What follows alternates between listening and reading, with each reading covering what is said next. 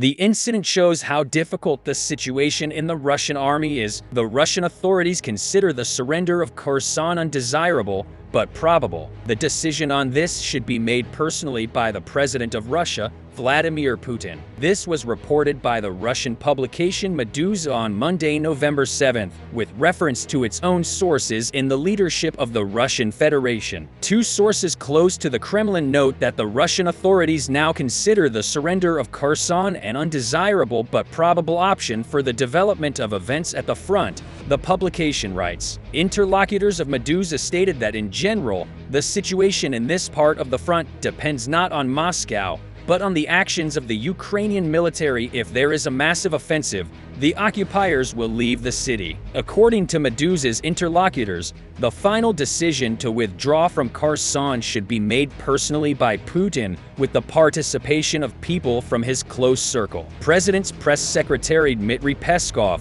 when asked by Meduza at the moment of the publication of this article, did not answer the question, the statement said. The publication also notes that Russian propagandists have already received instructions on how to prepare society for the surrender of Kherson. They are instructed to say that the Kherson direction is the most difficult for the Russian army at the current stage of the special operation, because Ukraine has thrown the most combat-capable troops there. Words about NATO's participation and the alleged plans of the armed forces of Ukraine to blow up the Kakhovskoye HPP, which will become a trap for the Russian troops, which will simply be washed away, should also serve as justifications. As Ukrainian news agency earlier reported, on November 6th, the General Staff of the Ukrainian Armed Forces reported that the occupiers in Kherson continue to forcibly evacuate the population and send out fake messages. On November 3rd,